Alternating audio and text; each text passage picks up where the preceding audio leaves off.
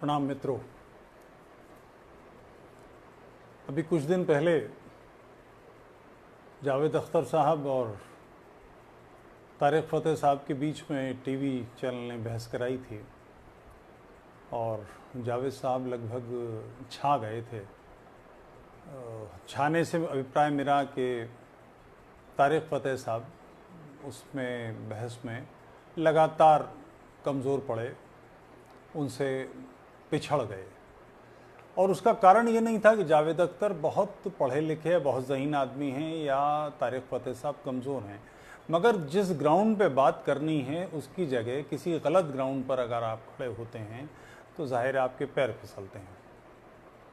जावेद अख्तर ने ये कहा कि वो औरंगज़ेब और बाबर की औलाद नहीं है, अकबर और जहांगीर की औलाद हैं। उन्होंने इस बात का भी जिक्र किया कि अलाउद्दीन खिलजी ने भूमि सुधार किए।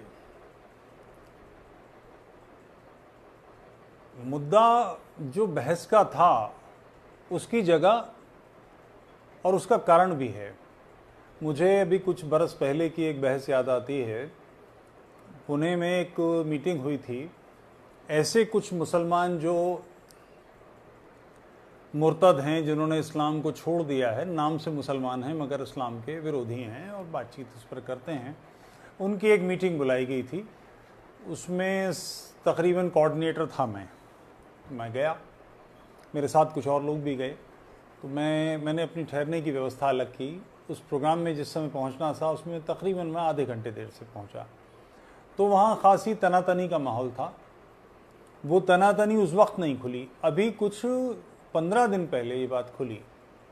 उसमें कुछ लोग औरंगाबाद के हैं, कुछ लोग मनमाड के हैं, कुछ मुंबई के हैं, कुछ भोपाल के हैं, कुछ दिल्ली के हैं। गैर मुस्लिमों को इसका अंदाज़ा नहीं है कि इस्लाम के अंदर, मुसलमानों के अंदर इस्लाम के विरोध में एक अच्छी खासी धारा है। उस धारा को मजबूत करने की कोशिश करने की जगह हम लोग उनको इग्नोर कर देते हैं या वो हम तक नहीं पहुंच पाते। तो खैर, वो जो साहब उस वक्त तनातनी का कारण था वो अब खुला। किसी बात पर बहस हुई तो वहाँ ये विषय आया कि रिलीजियस किताब जो उनकी हैं उस पर पैर रख कर खड़ा हो कोई, तब मानेंगे कि वो मुर्तद है, उसने इस्लाम छोड़ दिया है। तो मैं उस बहस में था। तो उन्होंने मुझसे कहा कि पहले आप गीता पर, वेदों पर पैर रखें। मैंने कहा वो क्यों? गीता पर, वेदों पर पैर क्यों रखूँगा? तो बोले मैं भी तो रख रहा हूँ। मैंने कहा आप रखें, वो आपका मामला है। गीता और वेद कहीं वाजिबुल कत्ल, क़िताल फ़ी सबीलिल्लाह, अल्लाह की राह में जिहाद करो कि भगवान के नाम पर तलवारें चलाओ, गले काट दो, जो हिंदू नहीं हैं, जो आर्य परंपरा को नहीं मानते उन्हें जान से मार दो, ऐसी कोई बातें तो नहीं करते। तो इन किताबों पर पैर क्यों रखा जाएगा? आप को अपने दीन में, मज़हब में रिफॉर्म करना है, उसकी चीज़ें आपको गलत लग रही हैं तो उससे आपको बाहर आना है। उसकी वजह से मैं अपनी राष्ट्रीयता, अपना विश्वास क्यों छोड़ दूंगा? मैं तो लगातार रेक्टिफाई करता ही आ रहा हूँ। जैन परंपरा जिसे हम कहते हैं, बौद्ध परंपरा जिसे हम कहते हैं, ये मूलतः जो सनातन परंपरा है इसमें रेक्टिफिकेशन ही तो है। जो चीज़ें गलत थीं, आखिर सती प्रथा कोई बड़े पैमाने पे नहीं थी, वो तो मूलतः आई इसीलिए थी कि आक्रमणकारियों ने, बाहर के जो विदेशी हमलावर थे, उन्होंने हमारे किले लूटने के बाद जो महिलाएं पुरुष बचते थे उन लोगों को, बच्चों को गुलाम बनाने का, उन्हें यौन दासी बनाने का, लौंडी बनाने का कार्य किया। इसके चलते कि इस मृत्यु से भी अधिक अपमानजनक ये जीवन है, लोग अपने आप को होम कर लेते थे, अग्नि संस्कार कर लेते थे, अपना जीवित जल जाते थे। हमने उससे बाहर निकाला ना समाज को। साहब मैं पैर क्यों रखूंगा? यही मामला है। जावेद अख्तर अपने आप को क्लेम करते हैं कि वो एथीस्ट हैं, तो उनको उनके एथीज्म को चैलेंज करना था। जिस वक्त वो कह रहे हैं कि हम बाबर और औरंगज़ेब की औलाद नहीं, हम अकबर और जहांगीर की औलाद हैं, तो एक बात समझने की है कि मैं फलाने साहब मेरे पिता हैं मगर वो जो मेरे दादा हैं मैं उनका पोता नहीं हूँ। इसका क्या मतलब है? बात ही बेतुकी है। और फिर लोग इस बात को नहीं जानते कि इतिहास में जहांगीर का नाम जिस नाते बदनाम है, बुरा आदमी, वो ये था कि उसने शेख अहमद सरहिंदी के कहने पर सिखों के जो 5वें धर्मगुरु अर्जुन सिंह जी थे उनका कत्ल किया था। शहीदी कोई 9वीं पातशाही की नहीं हुई है, 5वें गुरु की भी शहीदी हुई है। ये जहांगीर का काम था, जिसको बहुत सभ्य माना जाता है।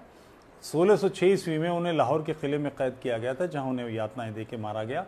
और इस हत्याकांड का जिक्र तुझके जहांगीरी में भी है। तो ये बात साफ साफ अपने को समझ में तो आनी चाहिए। तो जावेद अख्तर साहब को दबोचने का, घिरने का तरीका ये नहीं था जो वो कर रहे थे। सवाल इसका नहीं है कि अलाउद्दीन खिलजी ने भारत में सुधार किए कि नहीं, उसने टैक्सेशन को ठीक किया कि नहीं। सवाल इसका है कि अलाउद्दीन खिलजी होता कौन है टैक्सेशन ठीक करने वाला। मैं अपनी मकान की मरम्मत करने के लिए किसी को, राज को, मजदूर को बुलाता हूँ, वो 6-8 आदमी आकर दीवार की मरम्मत करते हैं, काम करते हैं और फिर मकान में घुस जाते हैं, कब्जा कर लेते हैं। तो क्या ये बात औचित्यपूर्ण है? मैं कहूँ कब्जा तो ठीक है, मगर उन्होंने दीवार बहुत अच्छी बनाई, मेरे कमरे बहुत सही बना दिए। अलाउद्दीन खिलजी के बाप का था हिंदुस्तान।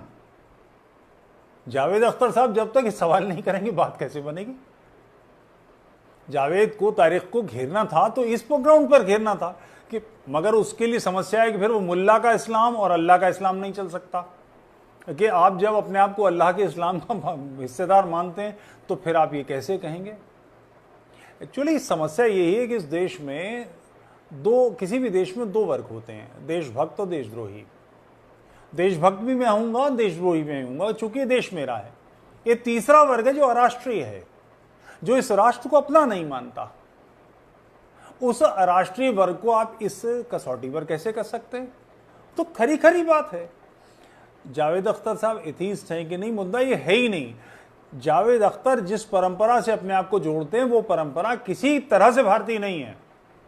चूंकि वो कुछ 100 साल इस देश में रह गए, बाहर से आए थे सेनाएं लेकर, उनके साथ स्त्रियां नहीं थी, उन्होंने यहाँ की स्त्रियों से विवाह किया, संतान उत्पत्ति की, फिर यहाँ देखा कि यहाँ से पैसे ले जाना, गुलाम बनाना, लड़कियां ले जाकर लूटना, मंदिर लूटना, किताब लाइब्रेरीज जलाना, आचार्यों को मारना, ब्राह्मणों को मारना, ये सब करने के बाद इतने लंबे हिंदू कुश के पहाड़ों को लांघते हुए जाना, किसकी जरूरत, क्या यहीं रह लो। तो उन्होंने यहाँ सिस्टम स्टेब्लिश कर ली तो भारतीय हो गए।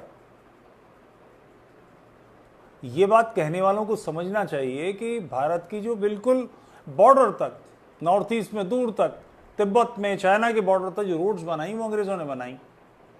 न्यायपालिका पहले से थी, मगर उन्होंने एक सिस्टम यहाँ पर लागू किया, पुलिस के सुधार किए, थाने बनाए, कचहरियाँ बनाई, कानून बनाए, और उनके हिसाब से वही कानून जिसे बाद में अंबेडकर जी और इन सब के नाम पर जोड़ा जाता है, वो पुराना कानून चल रहा है ब्रिटिश, उसी में थोड़ी सी कुछ कटपेस कर आके वो सब बना लिया गया। तो जिन्होंने ये बनाया, इस कारण से भारत में अंग्रेजों का राज ठीक मान लिया जाएगा? अंग्रेजों का राज ठीक नहीं है, उनको हम खदेड़ेंगे, तो मुगलों का कैसे ठीक हो जाएगा साहब?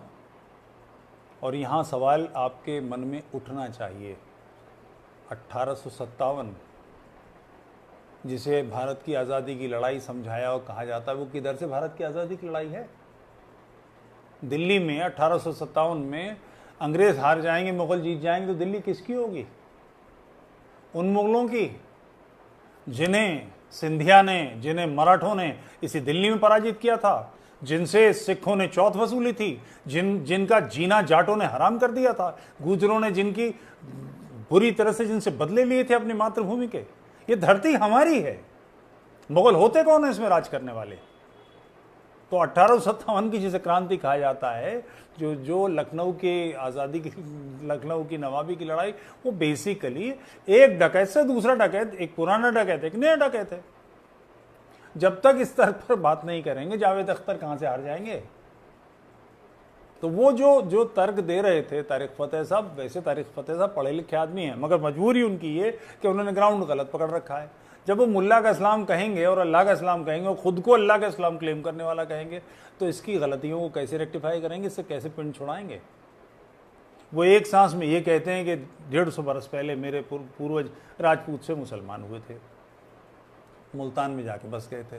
ठीक, तो इस गलती को सही किए बिना रेक्टिफाई किए बिना, वापस अपने राजपूत पूर्वजों की पंक्ति में बैठे बिना आप इनको चैलेंज कैसे कर सकते हैं? जिनके दबाव में वो मुसलमान हुए थे, वो दबाव अब तक काम कर रहा है, तो उनको अपना पूर्वज मानने से इनकार कैसे करेंगे? दो ही बातें संभव है, या तो अलाउद्दीन खिलजी और मुगल आपके पूर्वज हैं, और या फिर राजपूत आपके पूर्वज हैं, दोनों तो हो नहीं सकते। ये वो ग्राउंड है जिस पर तारिक फतेह साहब मार खा गए, और कोई भी खाएगा।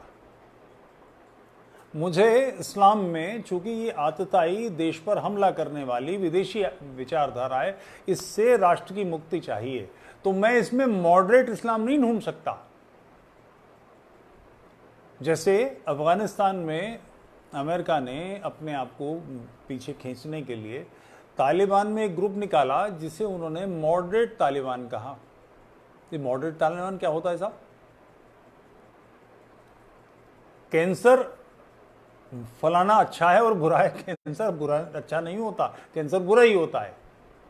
इसमें कोई गुंजाइश ही नहीं है, कोई दूसरी बात ही नहीं है।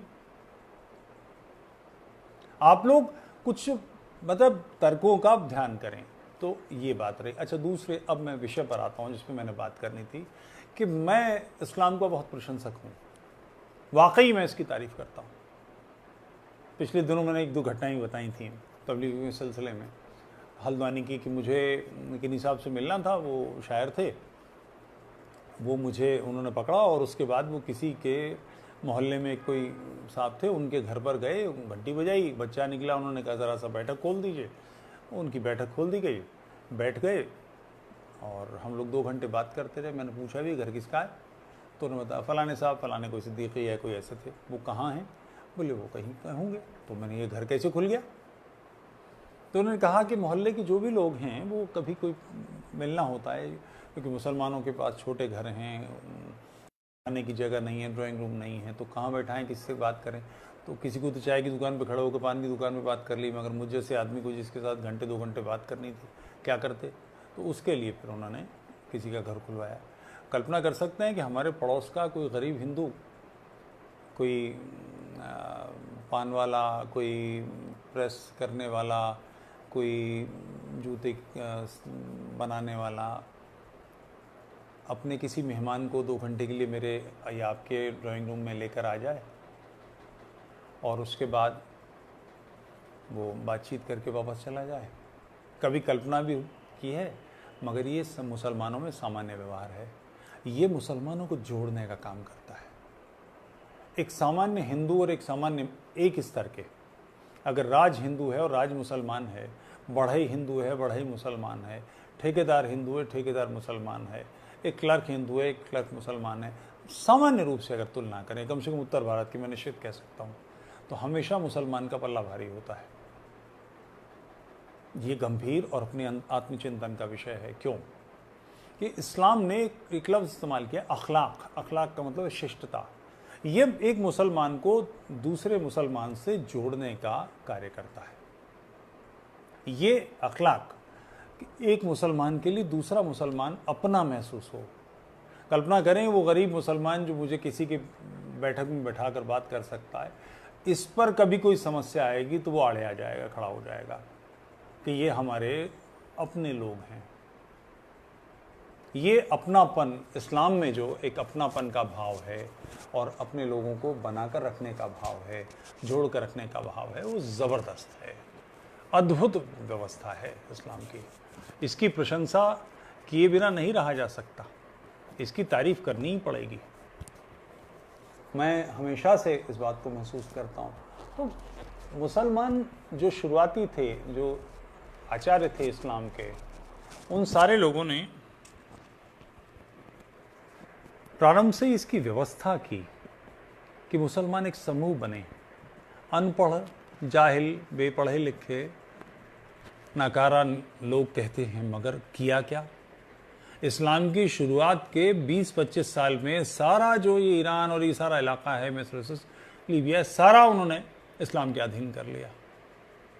लफंगे, लड़ाकू, लुटेरे, डकैत, चोर, बेईमान सब इस किस्म के लोग इकट्ठे कर लिए, मदीन से ही होने शुरू हो गए थे। मगर उनको एक जीवन दर्शन दिया, जो जीवन दर्शन लगातार काम कर गया। आज भी ऐसा होता है कि मुसलमान दुनिया में कहीं परेशान होते हैं तो कहीं से कोई खुतबा आता है, तो कहीं जुमे की नमाज में उसके खुतबे में बहस होती है, तकरीर की जाती हैं। कभी सुना है आपने कश्मीर में हिंदुओं पर परेशानी हुई? ऐसा नहीं उनकी मदद नहीं हुई। 47 में विभाजन हुआ तो उसके बाद जो पंजाब से या बंगाल से लोग आए थे, सारे मंदिर, धर्मशालाएं, आर्य समाज, लोगों ने बिल्कुल खोल दिए, सब लोगों की व्यवस्था दी गई। गांधी ने तो चूंकि जो मुस्लिम दिल्ली के घराने थे जिसमें वो लोग जाकर ठहरे उनके खाली पड़े हुए घरों में, तो उस पर अनशन पर गांधी बैठ गए। नतीजा उन लोगों को निकाला गया पुलिस के जरिए, तो उनकी व्यवस्था हुई ना, नहीं तो मर गए होते ठंड में। सारी व्यवस्था समाज ने की, मगर उसके बावजूद उस समाज का द्वंद्व, अगर पेशावर से, सियालकोट से, लाहौर से, कराची से हमारे बंधु लुटपिट कर आ रहे हैं, जवाब देंगे साहब, छोड़ेंगे नहीं। ये भाव, उसके लिए बेचैनी बुनियादी शर्त है कि हमारे अंदर बेचैनी हो, कि हमारे लोग, पीड़ा उन्हें दी जा रही है, कष्ट दिया जा रहा है, इस नाते वो हिंदू हैं, वही उनकी और हमारा साम्य ये है, ये हमें नहीं आता। उसके लिए इस्लाम एक बड़ी व्यवस्था करता है। 5 वक्ता नमाज, तौहीद, हज, रोज़ा, ज़कात, ये जो 5 उन्होंने नियम बनाए, उस नियम ने इतने बड़े पैमाने पर, और ये बातें ऐसी हैं कि कई बार इनको बड़ा गलत सलत समझा जाता है, जब इनको पढ़ते हैं तो समझ में नहीं आता। तो इस्लाम के शुरुआती दिनों से, बल्कि जो मदीना में पैगंबर पहुंच गए थे उसी ज़माने से, इस्लाम का जो मूलभूत लक्ष्य था वो आंतरिक तलाश नहीं है। जैसे लोग कहते हैं ना जिहाद असगर और जिहाद अकबर, के बड़ा जिहाद तो ये अपने अंदर की चीज़ों को बदलाव लाना। कोई माइकलाल हमें 2 उदाहरण कहीं हदीस में दिखा दे जिहाद अकबर का ये मतलब है। ये मतलब हमें बेवकूफ़ बनाने के लिए दिया जाता है, कहीं इसका कोई उल्लेख नहीं है। जिहाद का सिर्फ एक मतलब है, गैर मुस्लिमों को कैसे काबू करो, उन्हें कैसे दबोचो, उन्हें कैसे मुसलमान बनाओ। उन्होंने कभी आंतरिक तलाश की ही नहीं। उसका सदैव से लक्ष्य राज्य की स्थापना, उसको मजबूत करना और उसका विस्तार है। और इसके साथ साथ जीवन के कुछ नियम दिए गए। तो उसके शुरुआती दिनों से ही जो इल्हाम, सो कॉल्ड इल्हाम है मोहम्मद के, उस पर और जो उसने बातें की, उनकी पड़ताल, उनकी छान फटक, इस पर एक प्रतिबंध था। शुरुआत से ही कोई बात करेगा तो उसको गला काट दिया जाएगा। हमेशा से ये होता ही रहा है और कोई नई बात नहीं है। मोहम्मद ने नमाज कायम करने की व्यवस्था दी। मैं कुरान की एक आध आयत आपको पढ़ के सुनाता हूं। ये सूरा अल बकरा दूसरे नंबर का सूरा, उसका 39 नंबर, उनका 43 नंबर की आयत है। नमाज कायम करो, ज़कात दो और झुकने वालों के साथ तुम भी झुको, यानी मुसलमान जो नमाज पढ़ते हैं उनके सामने। दूसरों की व्यवस्था, जो लोग अल्लाह की बात नहीं मानते, यानी कुरान को नहीं मानते, मोहम्मद को नहीं मानते, जो इस्लाम को नहीं मानते, उनके लिए, और अल्लाह की राह में उन लोगों से युद्ध करो जो तुमसे युद्ध करें, और सीमो लंघन करने वाले न बनो। ये सफाइयाँ दी गई हैं। ईमानदारी की बात है कि गैर मुस्लिमों के लिए तलवार का रास्ता। 191 नंबर सूरा अल बकरा 2 नंबर की, दूसरे नंबर की जो सूरा है उसमें देखिएगा अध्याय में, और उनको जहाँ कहीं पाओ कत्ल करो। ये कुरान की बड़ी साफ सी व्यवस्था है। सूरा अल बकरा की 216 नंबर की आयत है, तुम पर युद्ध फर्ज किया गया और वो चीज़, और वो तुम्हें अप्रिय है। हो सकता है कि एक चीज़ तुम्हें बुरी लगे और वो तुम्हारे लिए अच्छी हो, और हो सकता है कि एक चीज़ तुम्हें प्रिय लगे और वो तुम्हारे लिए बुरी हो। अल्लाह जानता है, तुम नहीं जानते।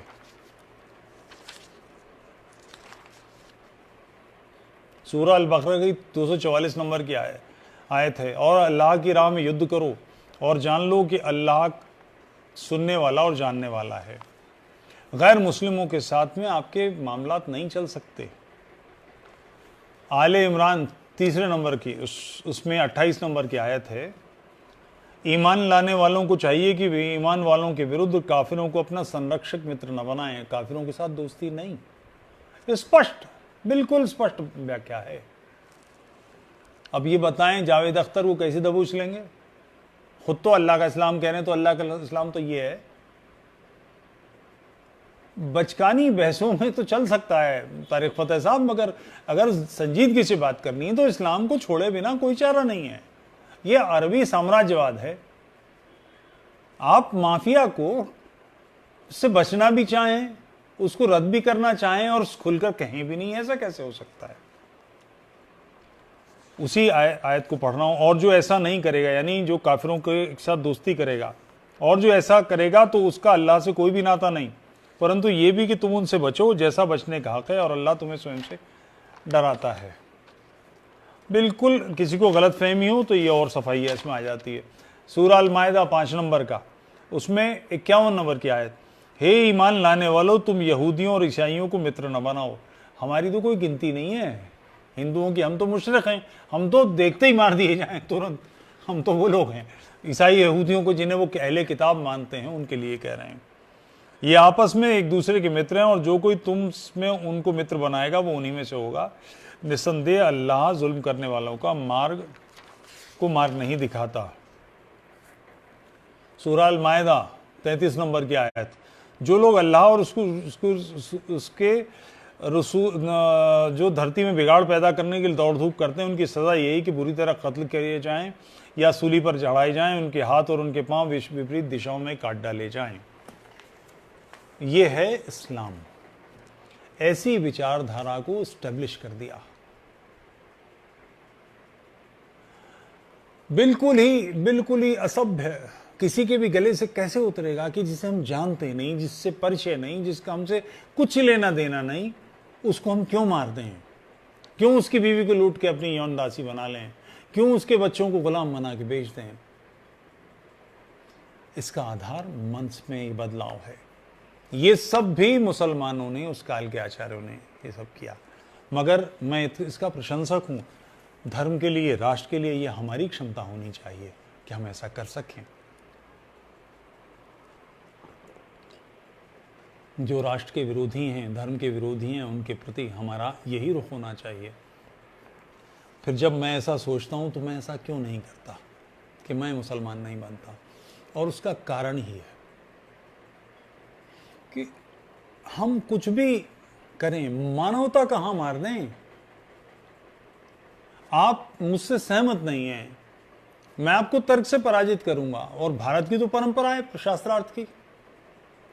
गीता बेसिकली कृष्ण और अर्जुन का संवाद ही तो है, जिनके साथ खेलकर बड़े हुए नरनारायण कहते हैं, मत मानिए नरनारायण, मगर दो पुराने मित्र तो हैं, और इतने अभिन्न मित्र हैं कृष्ण और अर्जुन कि शुरू से जब जब अर्जुन संकट में आए, वनवास में थे, तो भी कृष्ण मिलने जाते रहे उनसे। बिल्कुल जो युद्ध की प्रारंभ होने वाला है किसी क्षण, उस क्षण में भी तर्क वितर्क हो रहा है, प्रश्न उत्तर किए जा रहे हैं। ये भारत की परंपरा है। यानी आपकी बात मुझसे गलत भी होगी तो मैं तब तक आपको कहने का हक दूंगा, आपसे बात करूंगा, आपसे चर्चा करूंगा और आपको कन्विंस करूंगा कि आप गलत कह रहे हैं। मैं आपका सर नहीं फोड़ने वाला हूं। ये भारत की परंपरा है। भगवान बुद्ध ने, जो उस काल की देशना थी, वैसे पुरानी जितनी मूर्तियां हैं भगवान बुद्ध की देखेंगे तो सब में वो जनेऊ पहने हुए, त्रिपुंड लगाए हुए, कर्मकांड करते हुए दिखाई देते हैं। ये जो आजकल के नवबौद्ध हैं, सो कॉल्ड दलित चेतना के लोग, जो राजनीतिक लाभ के लिए सारी बातें कर रहे हैं, अम्बेडकरवादी, बुद्ध वैसे नहीं थे, किंतु उन्होंने बदलाव की बात तो की थी। बुद्ध का सिर किसने फोड़ा? किसने उनको तंग किया? कभी भी कुछ नहीं हुआ। आज भी लोग इस तरह की बात करते हैं कि पुष्यमित्र शुंग ने फलाने को, भद्रथ को, उसको मार दिया, मगर उसके कारण बौद्ध मत में कहां कुछ हुआ।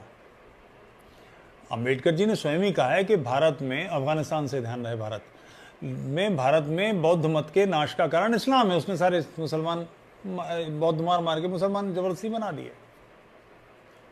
तो जो सच बोलने की परंपरा और सच के प्रति हमारी जो एक ललक है कि मैं आपसे सहमत नहीं हूं या आप मुझसे सहमत नहीं है, मगर आप मेरा गला नहीं काट देते,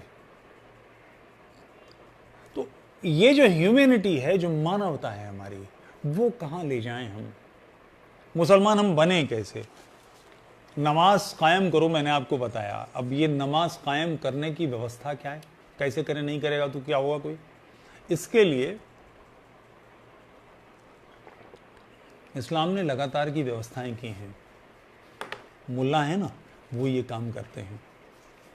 नमाज कायम करो तो कौन नमाज पढ़ा सकता है, इमाम कौन बन सकता है, इस पर जो व्यवस्था है ये बताएगा कौन कि ये होना कैसे है। इसके लिए मुल्ला हैं और वो फतवे देते हैं। हम उनसे प्रश्न पूछते हैं। फतवे बेसिकली संसार की सारी बातों पर इस्लामी दृष्टिपात है कि इस्लाम किस चीज़ को गलत और सही समझता है। जैसे हलाल की बात है ना, तो लोग कई बार समझते हैं हलाल का मतलब है मांस। नहीं, हलाल का मतलब है वो चीज़ें जो इस्लाम की दृष्टि से उपयुक्त हैं और जो इस्लाम के हिसाब से ठीक नहीं है वो हराम, उसका और कुछ लेना देना नहीं है। तो अब इस पर नमाज कौन पढ़ाए, इमाम पढ़ाए। नमाज इमाम कैसा होना चाहिए, इस पर जो सुंदर सुंदर बातें फतवों में हैं वो आपकी जानकारी में होनी चाहिए। जैसे फतवा रिजविया में एक बात कही गई है कि शरीयत में ऐसे कपड़े पहनना हराम है जो काफिरों और मुसलमानों के फ़र्क को मिटा देते हैं। एक मुसलमान को मुसलमान दूर से लगना चाहिए। बड़े भाई का कुर्ता और छोटे भाई का पजामा, घुटने से थोड़ा नीचे तक का पजामा, और एक ऐसा कुर्ता जिसमें एक आदमी और साथ लेके पहनो तो फिट आए, वो पहने, दाढ़ी बढ़ाए, दूर से दिखाई देना चाहिए कि मुसलमान है। सच्चा मज़हब ये कहता है कि ऐसी पोशाक पहनना जिसका रूपाकार फिरंगियों के या काफिरों की पोशाक से मिलता जुलता वो कुफ्र है। एक मुसलमान को ऐसे कपड़े सीने की भी मनाही है जो दूसरी कौम से जुड़े हों, जैसे पैंट, अंग्रेजी टोपी, जैकेट वगैरह। ये फतवा रिजविया है। अब कुछ बहुत सुंदर, और मेरी बात कहीं किसी को अशिष्ट लगे तो इसके लिए शुरू से ही क्षमा चाहूँगा, मगर बोलना तो पड़ेगा। अब ये वो सवाल पूछे गए, कितने सुंदर सवाल हैं, और उस मानस को समझिए, उस समाज को समझिए जो ऐसे सवाल पूछता है। क्या कोई व्यभिचारी नमाज करा सकता है, या जो लौंडेबाजी करने का अपराधी हो? अब ये जो मदरसों को पढ़े हुए हैं वहाँ तो ये सामान्य व्यवहार है। मदरसों में 10 बार 20 बार इस तरह की बातें आई हैं। पाकिस्तान में एक मदरसे में आग लग गई थी तो छोटी उम्र के बच्चे ऊपर जल के मर गए थे कि उन्हें बंद करके रखा गया था कि बड़े बच्चे उनके साथ व्यभिचार न करने लगे। ये सामान्य व्यवहार है वहाँ पर। या वो आदमी जिसकी बीवी पर्दा ना करती हो, या दाढ़ी रखने वाला वो आदमी नमाज करा सकता है जो ये दावा करता है कि वो दूसरे आदमी से बेहतर है? क्या वो आदमी जो दूसरे को हरामजादा कहता है नमाज करा सकता है? या वो जो व्यभिचारी है, बीड़ी पीता है, वो शतरंज खेलता है, जिसे बवासीर है? मैं समझ ही नहीं पाता कि किसी को बवासीर है इस बात का नमाज कराने से क्या लेना देना है। डॉक्टर को कोई ज़रूरत होगी या किसी खास को व्यक्ति को जिससे उससे कुछ उस इलाके से कोई मतलब हो? तू कौन मैं खामखा? ऐसी बेहुदा बातें। क्या वो टोपी पहने हुए नमाज पढ़ा सकता है? क्या वो नमाजियों से 1 फुट ऊंचा होकर नमाज पढ़ा सकता है? क्या वो आस्तीनें चढ़ा के नमाज पढ़ा सकता है? ऐसी जो बेतुकी बातें हैं वो सारी चीज़ें इस्लाम का हिस्सा हैं। कोई व्यक्ति इसको कैसे स्वीकार कर सकता है? कोई व्यक्ति मुसलमान बने तो इन सब का पालन करना पड़ेगा। गैर मुसलमानों के बारे में किस हद तक जहर है इसका कल्पना कर सकते हैं। अगर कोई कुत्ता कुएं में गिर जाए तो उस कुत्ते के पानी के बारे में क्या हुक्म है? क्या कोई आदमी कुएं में मर जाए तो क्या जिस कुएं से काफिर पानी पीते हैं उससे पानी पीना जायज़ है? किसी ने पी लिया हो तो उसके लिए क्या हुक्म है? यानी किसी ने गलती से पी लिया तो उस पर क्या सज़ा होनी चाहिए? क्या उस बेलने को जिसके ज़रिए गन्ने का रस निकाला जाता है कुत्ता चाट जाए तो उसके बारे में क्या हुक्म है? किसी बिल्ली का जूठा पाक होता है या नहीं? बिल्ली का जूठा कुत्ते के जूठे से किस तरह से अलग है और क्यों अलग है? किसी गाय और ऊँट का पेशाब पाक होता है कि नहीं? उस जानवर के पेशाब के बारे में क्या हुक्म है जो हलाल है? आप कल्पना कर सकते हैं कि इस्लाम क्या है। एक पढ़ा लिखा आदमी कैसे मुसलमान हो सकता है? और नहीं हो सकता तो तारिक फतेह साहब आप क्या कर रहे हैं वहाँ? अल्लाह का इस्लाम यह है। मैं ये तो नहीं मान सकता कि तारिक फतेह साहब ने ये सब न पढ़ा हो, मगर तारिक फतेह साहब अपने माहौल में जहाँ वो रहते हैं वहाँ वो दबे हुए हैं। नमाज के सिलसिले में जुमला सुनिए। अगर कोई आदमी अपने जिस्म को की 22 से कम जगहों को धोता है तो क्या उसके द्वारा की गई नमाज जायज़ मानी जाएगी? अगर स्खलन वीर्य का ना होकर पेशाब का हो तो उस स्थिति में क्या करना चाहिए? क्या नालियों में बहता हुआ पानी पाक होता है? किसी हिंदू के दिमाग में कभी ये बात सवाल आया भी है कि नाली में बहता हुआ पानी पवित्र है या अपवित्र है? किसी ईसाई को सूझता है? किसी यहूदी को सूझता है? कितनी सुंदर सुंदर बातें इस्लाम में। कल्पना करें, ये है इस्लाम। क्या क ख ग पर साइज की टंकी का पानी पेशाब से प्रदूषित हो जाता है? यानी किस साइज की टंकी में कोई पेशाब कर दे तो उसे प्रदूषित या दूषित माना जाएगा। जिस कुएं से मुशरिक यानी मूर्ति पूजक पानी लेते हैं, क्या उस कुएं का पानी मुसलमानों द्वारा इस्तेमाल किया जा सकता है? और मुसलमान ऐसे कुएं का इस्तेमाल कर सकते हैं जिन्हें जो कुरान में मुशरिकों को जो नजिस यानी अपवित्र कहा गया, उसका क्या महत्व है? क्या ऐसे कुएं से पानी लिया जा सकता है जहां से हिंदू भी पानी लेते हैं, जिस कुएं में काफिर गिरकर मर गया हो, या जिसमें किसी हिंदू ने डुबकी लगाई हो, या जिसमें बकरी की मेंगनियां पाई गई हों, वो साबुत हो तो, और वो टुकड़े टुकड़े हो गई हो तो, और जिस कुएं में अपनी माहवारी के दिनों में कोई औरत गिर गई हो, या जिसमें कोई जूता या कोई परिंदा गिर गया हो, उसे निकाला नहीं जा सका हो, या जिसमें कोई घोड़ा गिर गया हो। ऐसे बेहुदा बेसिर पैर के सवाल भरे पड़े हैं। इस्लाम के हिसाब से जो मुसलमान नहीं है वो काफिर है, बिल्कुल स्पष्ट हैं वो लोग। तो मैं मुसलमान क्यों नहीं होता से ज्यादा जरूरी सवाल यह कि कोई मुसलमान हो कैसे सकता है? कोई समझदार आदमी, कायदे का आदमी, जिसकी अक्ल काम करती है, वो मुसलमान बन ही कैसे सकता है? एक ही तरीका है, एक मुहावरा है ना हिंदी का, मार मार के मुसलमान बनाना। तो मार मार के मुसलमान बनाने के लिए कोई चारा ही नहीं है। कोई पढ़ा लिखा आदमी कैसे बन सकता है मुसलमान?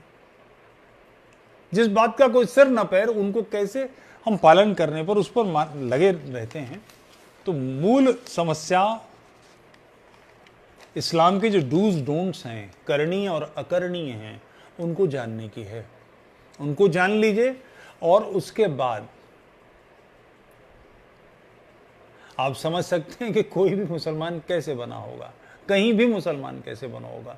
और आप चाहते हैं कि मुसलमान समझदार बने, तो इसके लिए स्वयं भी इसका अध्ययन कीजिए। मेरे कई मित्र हैं जिनके बहुत अच्छे मुसलमान मित्र हैं। मैं दावे से कह सकता हूं कि मेरे मुसलमान मित्र उनसे कई गुना होंगे। मैं मूलतः उर्दू का आदमी हूँ। एक आदमी की जो सामान्य साइकोलॉजी कहती है कि एक आम आदमी 50 से 60 अधिकतम लोगों को याद रख सकता है, उनके नाम ध्यान कर सकता है।